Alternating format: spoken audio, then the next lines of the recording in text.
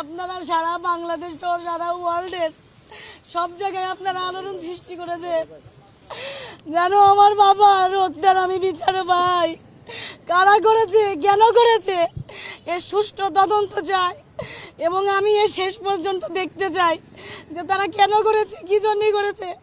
আমি বিচার চাই, আমি দেখতে চাই তারা যেন আমার সামনে তাদেরকে ক্রসে দিয়ে ফাঁসি দিয়ে মারা হয়েছে আমি যেন দেখতে চাই।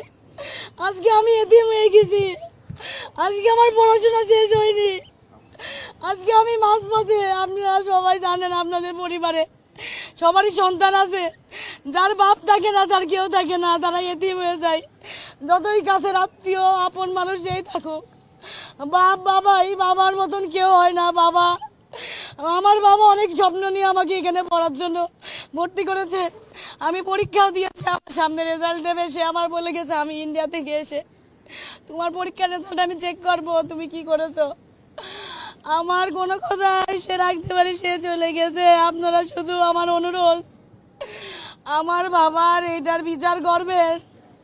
একটা সময় 14 বছর আমার বাবা বিভিন্ন মিথ্যা মামলার হুমকিতে পলিয়ে থেকে যখন আমি অনেক ছোট, তখন আমার বাবার কাছে পাইনি। যখন আমার একটু বুঝ হয়েছে, আমি যখন একটু বুঝ, তখন আমার বাবাকে আমি কাছে পেয়েছি, এখন আমি হারিয়ে ফেললাম।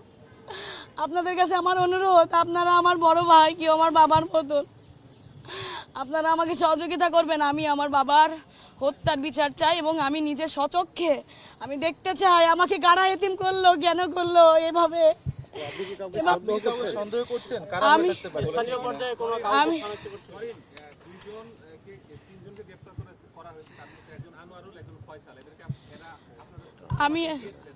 আমি চিনি না, কিন্তু আমি চিনতে চাই এবং আমি হারুন স্যারকে আমি বলে এসেছি যে আপনি আইডেন্টিফাই করেন কেন এরকম হলো, কারণ আমি ল পড়তেছি, আমিও কিছু আইনের নিয়ম জানি।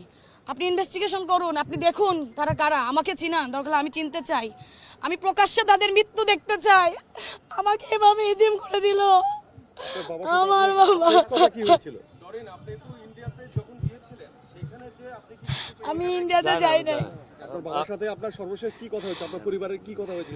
আমার সাথে সর্বশেষ তার ভিডিও কলে কথা হয়। সে বলেছে আম্মু আমি না ইন্ডিয়ায় যাচ্ছি, আমি 2 দিনের মধ্যে চলে আসবো। তোমার দাঁতের ডক্টরের কাছে দেখানোর কথা, তোমার 2 দাঁতের সমস্যা, আমি এসে আমি নিয়ে যাব, তুমি যেও না। তোমার ডক্টর ফোন করলে তুমি বলবা আব্বু ইন্ডিয়ায় গেছে, আব্বু এসে তোমাকে নিয়ে যাবে, তুমি থাকো, আমি আসছি, এই কথা বলে গেছে আমার সাথে। তারপরে আমার সাথে আপনি কাউকে সন্দেহ করছেন? আমি কাউকে সন্দেহ করছি না, কিন্তু কারা এগুলো আমি দেখতে চাই, তারপরে আমি আমার সন্দেহের কথা প্রকাশ করব।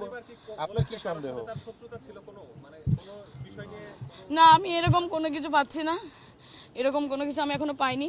কিন্তু যাদের আসামি ধরা হচ্ছে বা ধরা হয়েছে, যাদেরকে এখনো ধরার পরিকল্পনা চলছে, তাদেরকে আমি ধরতে বলেছি এবং আমি সহযোগিতা চাচ্ছি তাদের ধরুক, তাহলে অবশ্যই কোনো না কোনো কিছু বেরিয়ে আসবে।